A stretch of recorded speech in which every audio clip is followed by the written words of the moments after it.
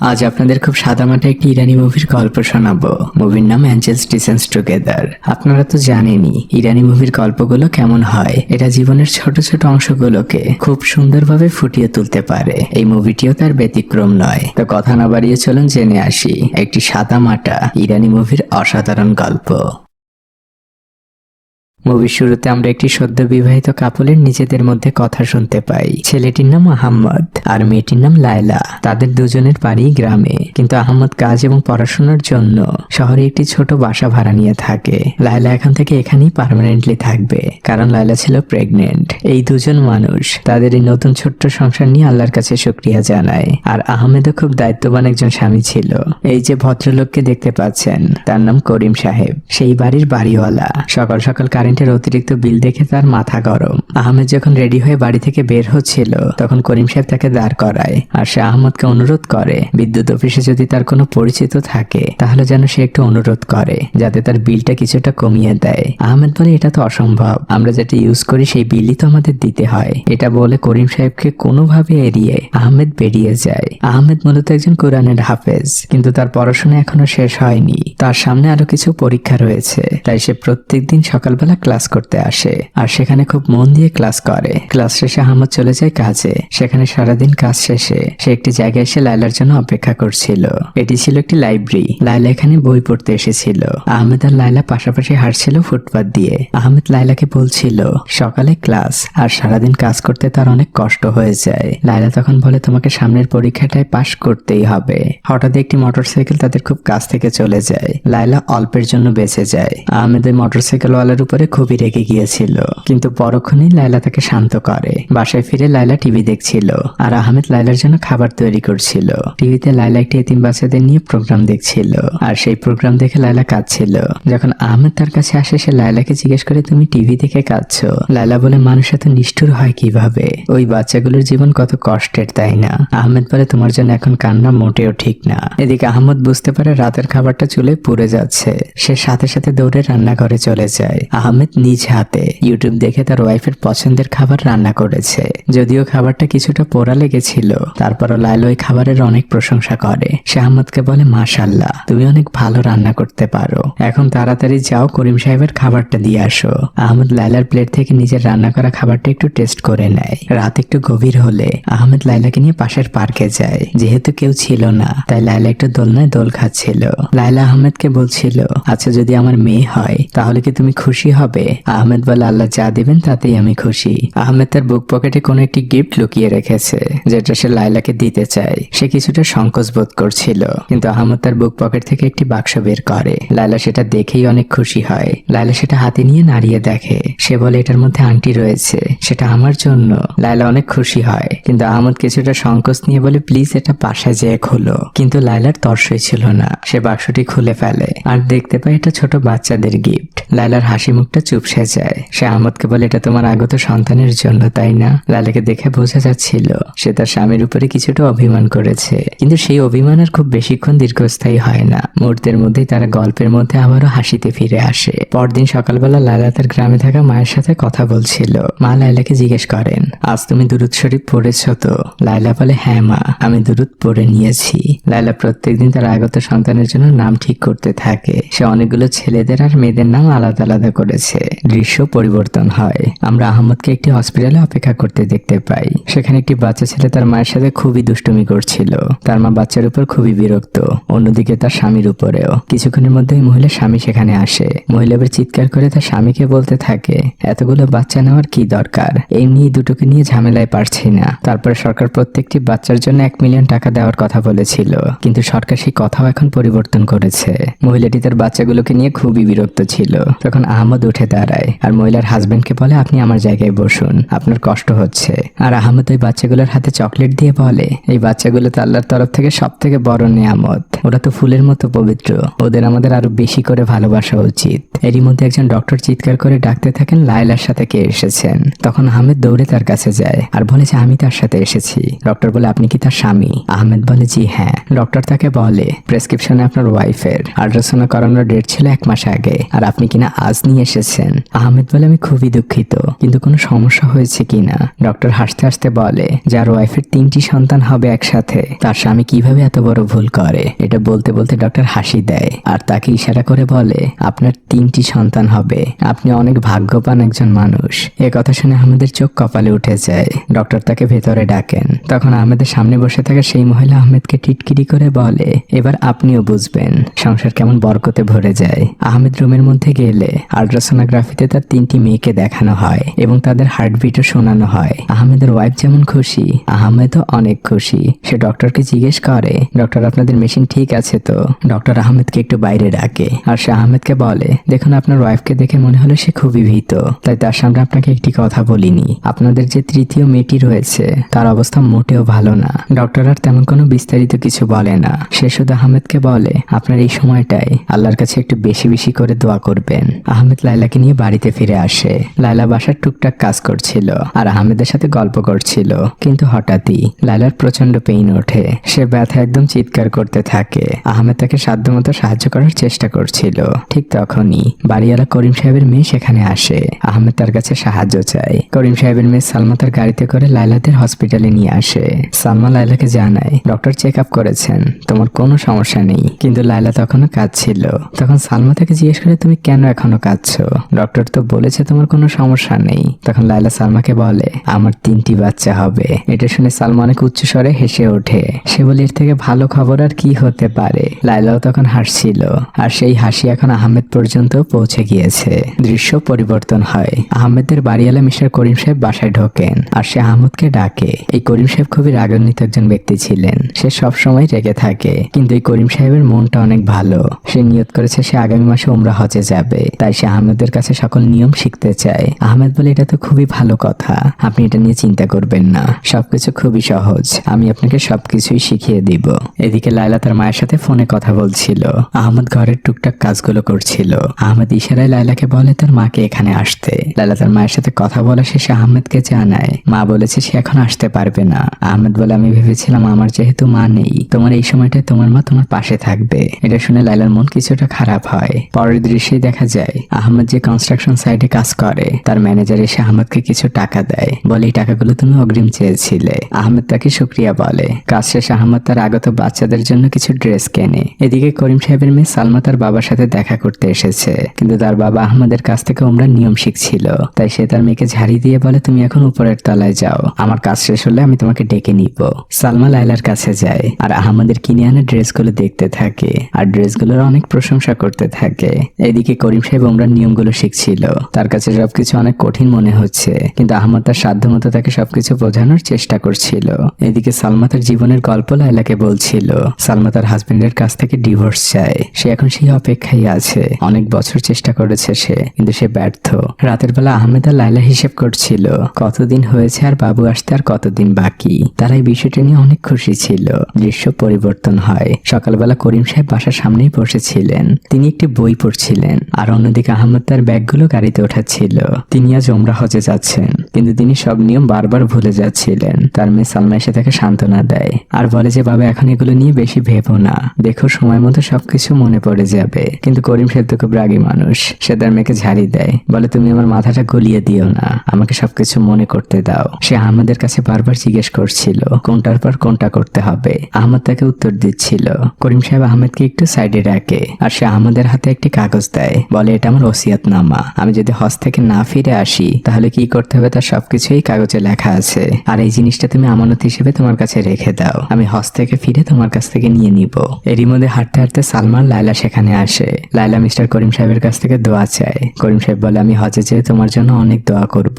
এটা বলে করিম সাহেব গাড়িতে করে রওনা হয়ে যায় এয়ারপোর্টের দিকে। পরদিন সকালবেলা লায়লা কাপড় শোকাচ্ছিল আর সালমা বাইরে যাওয়ার জন্য গাড়িতে রেডি হচ্ছিল। তারা দুজন গল্প করছিল, কিন্তু হঠাৎই লায়লার প্রচন্ড ব্যথা ওঠে, কিন্তু সালমা তখনও বোঝেনি, সে গল্প করেই যাচ্ছে। সালমা বোঝা মাত্রই লায়লার কাছে দৌড়ে আসে আর সে লায়লাকে বলে তোমাকে আমি এক্ষুনি হসপিটালে নিয়ে যাচ্ছি। সালমা লায়লাকে নিয়ে হসপিটালে আসে। আর পরের দৃশ্যেই আমরা দেখতে পাই লায়লা মা হয়েছে। আহমেদ তার একটি সন্তানকে নিয়ে তার কানে আজান দিচ্ছিল। অন্য সন্তানটি তখন লায়লার কোলেই ছিল। আহমেদ প্রথম সন্তানটিকে রেখে আবার দ্বিতীয় সন্তানটিকে নেয়, কিন্তু তাদের তৃতীয় সন্তানটি সেখানে ছিল না, যার অবস্থা ভালো না ডক্টর আগেই বলেছিল। আহমেদ বুঝতে পারে লায়লার মনের অবস্থা। আহমেদ লায়লাকে বলে, ডক্টর বলেছে ও ঠিক হয়ে যাবে, ওকে অক্সিজেন দেওয়া হচ্ছে, তুমি শুধু ওর জন্য দোয়া করো। আহমেদ ডক্টরের কাছে যায়। ডক্টর তাকে তার তৃতীয় মেয়ের কথা জানায়। বাচ্চাটিকে অক্সিজেনের ঘরের মধ্যে রাখা হয়েছে, তাকে আইসিইউতেও নেওয়া লাগতে পারে। আহমেদ দূর থেকে তার বাচ্চা মেয়েটিকে দেখছিল।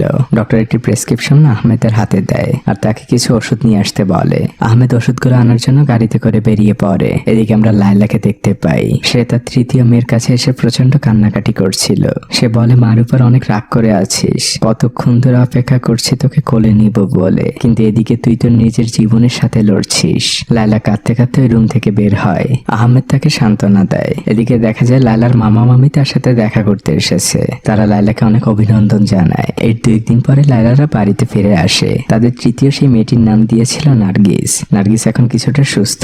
আহমেদ এবং লায়লা দুজনে সমানভাবে বাচ্চাগুলোর খেয়াল রাখে। লায়লা একজনকে গোসল করিয়ে দেয়, আহমেদ আরেকজনকে নিয়ে অপেক্ষায় থাকে। এভাবেই তারা নিজেদের কাজগুলো ভাগ করে নিয়েছে। পরদিন আহমেদ যেখানে কাজ করে সেখানকার বস এসে আহমেদকে বলে, পাশের বিল্ডিং এর ইঞ্জিনিয়ার সাহেব তোমাকে খুঁজছিল, মনে হয় তোমাকে দিয়ে কোনো কাজ করাবেন। আহমেদ বলে, ঠিক আছে। লোকটি আহমেদকে বলে, তুমি একটা কথা মনে রেখো, আগে তুমি আমার কাজ শেষ করবে, তারপর কিন্তু অন্যের কাজ। আহমেদ বলে, ওটা নিয়ে আপনি চিন্তা করবেন না। পরের দৃশ্যেই দেখা যায় আহমেদ সেই ইঞ্জিনিয়ার সাহেবের সাথে দেখা করেছে। সেই ইঞ্জিনিয়ার আহমেদের অনেক প্রশংসা করছিল, কিন্তু সে আহমেদকে দিয়ে কোনো সাধারণ কাজ করাতে চায় না। সে আহমেদকে তার মুভিতে অভিনয় করাতে চায়। আহমেদ বলে, দেখুন, আমার পরিবার মুভি অনেক পছন্দ করে, কিন্তু আমার ব্যক্তিগতভাবে অতটা পছন্দ না। তখন ইঞ্জিনিয়ার সাহেব আহমেদকে বলে, তুমি শুধু এই গল্পটা একবার পড়ে দেখো, যদি তোমার ভালো লাগে তাহলে তুমি কাজ করো। আহমেদ বলে, শুধু পড়লেই হবে? ইঞ্জিনিয়ার সাহেব বলে, হ্যাঁ, তুমি গল্পটা তো আগে পড়ো। দৃশ্য পরিবর্তন হয়। দেখা যায় করিম সাহেব উমরা হজ থেকে ফিরে এসেছেন। এলাকার সবাই তাকে বরণ করে নিচ্ছে। সালমা লায়লার মেয়েদের ছবি তুলছিল আর লায়লার সাথে গল্প করছিল। সালমা লায়লাকে জানায়, বাবাকে বলতে শুনলাম তোমাদের বাড়ি ভাড়া নাকি বাড়াবে, আর বাবার এই বাচ্চা কাচ্চাও বেশি একটা পছন্দ না, ওদের চিৎকারে নাকি বাবার ঘুম হয় না। লায়লা শুধু সালমার কাছে জিজ্ঞেস করে, আঙ্কেল কত টাকা বাসা ভাড়া বাড়াতে পারেন? এদিকে করিম সাহেবের জন্য নাস্তার ব্যবস্থা করা হয়েছে।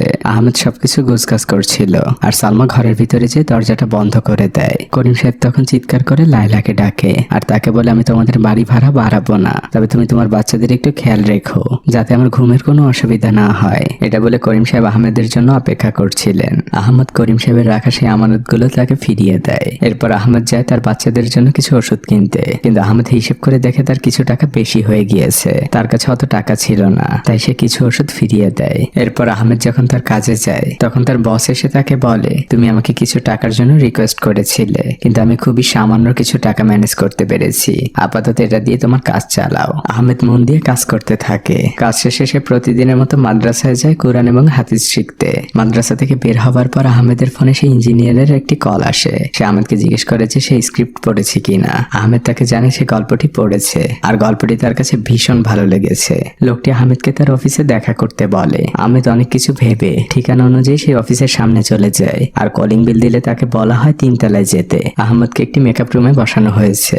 সেই ইঞ্জিনিয়ার অর্থাৎ পরিচালকও সেখানে আসেন। আহমেদ গল্পটির খুব প্রশংসা করে। তখন সেই ইঞ্জিনিয়ার আহমেদকে বলে, তাহলে তার কোনো বাধাই থাকলো না, তুমি আমাদের এই মুভিতে কাজ করছো আর আমরা তোমার মতোই একজনকে চাই। আহমেদ তাকে শুকরিয়া জানায়, কিন্তু তার মেকআপ নিতে খুবই অস্বস্তি হচ্ছিল। তখন পরিচালক মেকআপ ম্যানকে মেকআপ দেওয়া বন্ধ করতে বলে আর ফাইনালি আহমেদ এই মুভিতে চুক্তিবদ্ধ হয়। বাসায় আসার পরে যখন সে বিষয়টি লায়লাকে জানায়, লায়লা প্রথম থেকেই খুবই রেগেছিল। সে বারবার আহমেদের সাথে ঝগড়া করছিল যে তুমি মুভিতে অন্য মেয়েকে বিয়ে করবে, অন্য মেয়ের হাত ধরবে, এটা আমি কখনোই মানতে পারবো না। আহমেদ বলে, তুমি গল্পটা তো একবার পড়ো, তারপর না হয় সব বলো। ধীরে ধীরে লায়লা শান্ত হতে থাকে। আহমেদ বলে, এই শহরে কে আমাদের এখন 10 মিলিয়ন টাকা দিবে? আমাদের পরিবারের জন্য টাকাগুলো অনেক প্রয়োজন ছিল, আল্লাহ সেটা কোনোভাবে ম্যানেজ করে দিয়েছেন। লায়লা তখন বলে, তবে আমার কিছু শর্ত রয়েছে, তুমি অন্য মেয়েদের স্পর্শ করতে পারবে না। আহমেদ তখন বলে, তুমি যদি গল্পটা একবার পড়তে তাহলে আমাকে এইসব প্রশ্ন করতে না। পরদিন থেকে আহমেদের শুটিং শুরু হয়। একটি মেট্রো স্টেশনের একটি বেঞ্চে আহমেদ খুব বিরক্ত ভাবে বসেছিল। তার পাশে এসে পরিচালক সাহেব বসেন। মূলত সকাল থেকে আহমেদ একই শুটিং বারবার করছে। প্রত্যেকটা ট্রেন আসলে সে একবার ওঠে আর নামে। সে খুবই বিরক্ত। সেই কথাই সে পরিচালককে জানায়। পরিচালক আহমেদকে বলে, এটাই তো নিয়ম, আমরা তো সবসময় বেস্ট শটটাই চাইবো, কিন্তু কিন্তু আহমেদ বলে আমি আর পারছি না, আমি অনেক ক্লান্ত, আপনি চাইলে আমি আপনার টাকাগুলো ফিরিয়ে দিতে পারি। পরিচালক সাহেব হাসেন আর আহমেদকে শান্ত করেন। এর মধ্যে ট্রেন চলে আসে। এভাবেই চলতে থাকে আহমেদের জীবন। পরদিন আবারও শুটিং ছিল। আজ ছিল মেইন রোডে শুটিং। আহমেদকে অনেক ট্যাক্সি যাত্রী ভেবে ডাকছিল, তাতে শুটিং এর অনেক সমস্যা হচ্ছিল। তখন ইউনিটের একজন যে ট্যাক্সিগুলোকে বাধা দেয়। আহমেদ আজও বিরক্ত, কারণ সকাল থেকে সে একই কাজ বারবারই করছিল। আর এই জায়গাটা আহমেদের বাসা থেকে খুব বেশি দূরে নয়। হঠাৎই আহমেদের সামনে একটি লাল গাড়ি এসে থামে। এটি ছিল সালমার গাড়ি। সালমা আহমেদকে দেখে ডাক দেয়, বলে চলুন আমি বাসার দিকে যাচ্ছি, আপনাকে নামিয়ে দিব। আহমেদ প্রথমে রাজি না হলেও এই বিরক্তির কথা চিন্তা করে সে সালমার গাড়িতে উঠে বসে আর সেখান থেকে চলে যায়। আহমেদের এই কাজ দেখে শুটিং এ সবাই হেসে দেয়। পরিচালক তখন নির্দেশ দেয় আহমেদকে যেভাবে হোক খুঁজে বের করার জন্য। আহমেদ বারবার পরিচালকের ফোন কেটে দিচ্ছিল আর সে সালমাকে অনুরোধ করে সামনেই তাকে নামিয়ে দিতে। সালমা বলে বাসায় যেতে তো এখন অনেকটা পথ বাকি। আহমেদ বলে আমি এখানেই নামতে চাই, আপনি প্লিজ আমাকে এখানে নামিয়ে দিন। সালমা গাড়ি সাইড করে। আহমেদ গাড়ি থেকে নেমে দেয় বহুদূর। রাতের বেলা লায়লা আর সালমা লায়লাদের বাসায় গল্প করছিল আর তারা দুজন মিলেই বাচ্চাদেরকে পরিষ্কার করাচ্ছিল। তখন সালমা লায়লাকে আজকের ঘটনা খুলে বলে আর সে লায়লাকে বলে তোমার স্বামী অনেক সহজ সরল একজন মানুষ। এরই মধ্যে হঠাৎ করে করিম সাহেব তার মেয়ে সালমাকে ডাক দেয়। সালমা তখন লায়লাকে বলে আমি বাবাকে একটু তার জামাগুলো দিয়ে আসি। ওই দিন খুব গভীর রাতে আহমেদ বাসায় ফিরে আসে। লায়লা ততক্ষণে বাচ্চাদের নিয়ে ঘুমিয়ে পড়েছিল। আহমেদ আসার আওয়াজ সে শুনতে পায়। আহমেদ আসার মাত্রই বাচ্চাদের খেয়াল নেওয়া শুরু করে আর সে লায়লারও খেয়াল নিতে থাকে। এভাবেই কিছুক্ষণের মধ্যে ফজরের আজান দিয়ে দেয়। আহমেদ তার ছোট মেয়ে নার্গিসকে আদর করতে থাকে, বলে যে বাবা আজ তাড়াতাড়ি কাজ থেকে ফিরে আসবে ইনশাআল্লাহ, তুমি মাকে বেশি কষ্ট দিও না। আহমেদ সেই কাক ডাকা ভরে আবারও শুটিং এর জন্য বেরিয়ে যায়। আজ ছিল শুটিং এর শেষ দিন। একটি শট নেওয়া হচ্ছিল ইউনিভার্সিটিতে। আহমেদ দূর থেকে দেখছিল। পরিচালক সাহেব এসে তার পাশে বসে আর আহমেদকে বলে তোমাকে অভিনন্দন, আজ আমাদের শুটিং এর শেষ দিন। আহমেদ তখন মুস্কি হেসে সাধুবাদ জানায়। দৃশ্য পরিবর্তন হয়। রাতের বেলা আহমেদ আর লায়লা দুজনে খুবই ব্যস্ত ছিল তার দুই বাচ্চাকে নিয়ে। শুধুমাত্র নার্গিস ঘুমাচ্ছিল। বাচ্চা দুটো অনেক কাজ ছিল, একজন ছিল মায়ের কোলে আর একজন বাবার কোলে। তারা দুজনই সাধ্যমতো চেষ্টা করছিল বাচ্চাদের কান্না থামানোর জন্য, কিন্তু কোনো কিছুতেই কোনো লাভ হচ্ছিল না। বাচ্চাগুলো অনবরত কেঁদেই চলেছে। এদিকে তখন নার্গিস অক্সিজেন টিউবের মধ্যে ঘুমাচ্ছিল। অক্সিজেন টিউবের ইলেকট্রিসিটিটা কয়েকবার আপ ডাউন করে। মা লায়লা তার কোলে থাকা বাচ্চাটিকে একটু শান্ত করিয়ে সে নার্গিসের কাছে আসে। সে নার্গিসের সাথে নিজ থেকেই কথা বলছিল, কিন্তু হঠাৎ করেই মায়ের বুকের বাঁ পাশটা হু হু করে ওঠে। নার্গিসের কোনো সারা শব্দ নেই, সে কোনো নিঃশ্বাসও নিচ্ছে না। মা লায়লা তাকে কোলে নিয়ে চিৎকার করে আহমেদকে ডাকতে থাকে।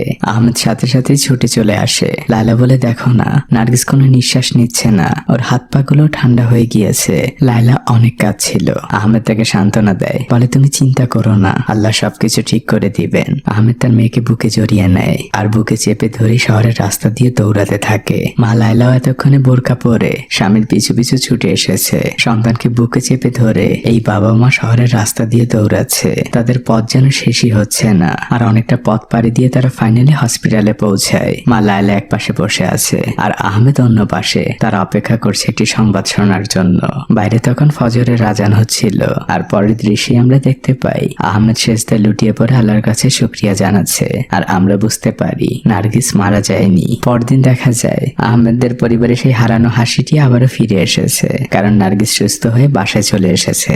সুস্থতা যে আল্লাহর দেওয়া এক বড় নিয়ামত, এমন সিচুয়েশন গুলোতে খুব ভালোভাবে বোঝা যায়। আহমেদ তার বাচ্চাদের কাপড়গুলো শুকানোর জন্য বাইরে বের হয়। করিম সাহেব তখন একটি ম্যাগাজিন পড়ছিলেন। তিনি আহমেদকে দেখেই বলে তুমি অনেক চালাক একজন মানুষ। বাড়ি ভাড়া নেওয়ার সময় বলেছিলে মাদ্রাসায় পড়ো, আর এখন দেখছি ফিল্মের স্টার। এটা বলে আহমেদের হাতে সেই ম্যাগাজিনটি দিয়ে করিম সাহেব সেখান থেকে চলে যায় আর দূর থেকেই চিৎকার করে বলে আমাকেও তো তোমার মুভিতে একটু নিতে পারতে। আহমেদ ম্যাগাজিনের ফ্রন্ট পেজে নিজেকে দেখে খুবই অবাক হয়ে যায়। সে স্থানীয় একটি ছোট দোকানে যায়। সেখান থেকে অলরেডি মানুষ সেই ম্যাগাজিনটি কিনতে শুরু করে দিয়েছে, কিন্তু তারা এখন আহমেদকে চিনে না। এদিকে আহমেদ যখন বাসায় ফিরে আসে, লায়লা তার সাথে প্রচন্ড ঝগড়া করছিল, কারণ ওই ম্যাগাজিনে আহমেদের সাথে আরো 3-4টি মেয়ের ছবি ছিল। আহমেদ তাকে বোঝানোর চেষ্টা করছিল এই ছবিগুলো একসাথে তোলা নয়, এগুলো আলাদা তুলে একসাথে করা, কিন্তু লায়লা খুবই অভিমান করেছে। সে অনেক কষ্ট পেয়েছে আহমেদের উপর। সে কোনো কিছুই শুনতে রাজি না। তখন রাগ করে আহমেদ চিৎকার করে ওঠে। লায়লা সেখান থেকে চলে যায়। সে তার বাচ্চাদের আর ব্যাগগুলো গুছিয়ে নিচ্ছিল। সে আর আহমেদের সাথে এই বাড়িতে থাকতে রাজি না। তখন আহমেদ তার একটি বাচ্চাকে কোলে নিয়ে বলে মা তোমরা এখানে থাকো, আর চিৎকার করার জন্য আমি দুঃখিত। তোমরা তোমার মায়ের খেয়াল রেখো, আমি এই বাড়ি থেকে এখন চলে যাচ্ছি। এটা বলে আহমেদ বাড়ি থেকে চলে যায়। রাতের বেলা সালমা লায়লাকে সকল কাজে সাহায্য করছিল। তারা দুজন মিলে বাবুদেরকে পরিষ্কার করাচ্ছিল। সালমা লায়লাকে বুঝায় আহমেদ সাহেব অনেক ভালো ভালো একজন মানুষ, তিনি তোমাকে এবং বাচ্চাদের অনেক ভালোবাসেন, তাই বেশিক্ষণ তোমরা অভিমান করে থেকো না। এদিকে আমরা আহমেদকে দেখতে পাই, সে তার একজন শিক্ষকের বাসায় এসে ওই রাত্রে আশ্রয় নেয়। পরদিন সকালবেলা যখন আহমেদ বাইরে বের হয়, সে তার সহপাঠীদের সালাম দেয়, কিন্তু কেউই তার সালামের কোনো উত্তর দিচ্ছিল না। সবাই আহমেদকে অ্যাভয়েড করছিল, কারণ সবাই আহমেদের সিনেমার কথা জেনে গিয়েছে। কিন্তু আহমেদ তার শিক্ষককে সকল বিষয় খুলে বলেন। শিক্ষক আহমেদকে বলে, তুমি চিন্তা করো না, আল্লাহ সবকিছু ঠিক করে দিবেন। তখন বাইরে দাঁড়িয়ে থাকা আহমেদের কিছু সহপাঠী নিজেরা আহমেদকে টিটকিরি করছিল। আহমেদ ধীরে ধীরে এই বিষয়গুলি নিয়ে খুবই হতাশ হয়ে পড়ে। সে লায়লার মামার দোকানে আসে। সে লায়লার মামাকে সালাম দিয়ে বলে, আপনাকে বিরক্ত করার জন্য আমি দুঃখিত। লায়লার মামা বলে, তোমরা আমার সন্তান, তোমরা আমাকে বিরক্ত করবে না তো কে করবে? আহমেদ বলে, আপনি তো নিশ্চয়ই সবকিছু জানেন। তখন লায়লার মামা আহমেদকে বলে, আমি সবকিছুই শুনেছি, আর তোমাকে একটু উপদেশ দেই। স্বামীদের উপর স্ত্রীদের অভিমান খুব বেশিক্ষণ থাকে না, তারা খুব সহজেই ক্ষমা করে দেয়, কিন্তু তারা বুঝতে দিতে চায় না। আর আমাদের স্বামীদের দায়িত্ব হচ্ছে স্ত্রীদের মনটা বোঝা। এটা বলতে বলতে লায়লা সেখানে চলে আসে। লায়লা দোকানের মধ্যে ঢুকেই সালাম দেয়। আহমেদও সালামের উত্তর দেয়। লায়লার মামা দুজনকে আলাদাভাবে কথা বলার স্পেস দিয়ে দোকান থেকে বেরিয়ে যায়। লায়লা তখন হাসি মুখে আহমেদকে বলে, আপনার মেয়ে নার্গিস আপনাকে অনেক মিস করছিল। এটা বলার সাথে সাথে আহমেদ তার মেয়ে নার্গিসকে নিজের কোলে নিয়ে নেয়। আর আমরা বুঝতে পারি লায়লা আহমেদের প্রতি সকল অভিমান ভুলে গিয়েছে। আর এভাবেই কেটে গিয়েছে অনেকগুলো দিন। বাচ্চাগুলো এখন আগের থেকে অনেক বড় হয়ে গিয়েছে। লায়লা আর আহমেদ দুজনে মিলেই বাচ্চাদের সকল খেয়াল রাখে। তারা সংসারের সকল কাজ ভাগাভাগি করে। আর আহমেদ এখন তার পুরনো সেই ইলেকট্রিশিয়ানের কাজেও ফিরে গিয়েছে। আর মুভিটি এই দৃশ্যের মধ্যে দিয়ে শেষ হয়ে যায়। আসলে প্রত্যেকটি মানুষের জীবনে একটি সিনেমার গল্পের মতো, তার বাস্তব উদাহরণ এই মুভিটি। এখানে মানুষের জীবনের খুব ছোট একটি অংশ দেখানো হয়েছে, যেখানে একদিকে ছিল যেমন অনেক কষ্ট, অভাব, দুশ্চিন্তা, ঠিক অন্যদিকে ছিল সুখ, শান্তি আর আল্লাহর আনুগত্য। এই মুভিতে একটি লাইন ছিল, ধৈর্য হচ্ছে এমন একটি ফল যেটা পাথরকেও সোনায় পরিবর্তন করতে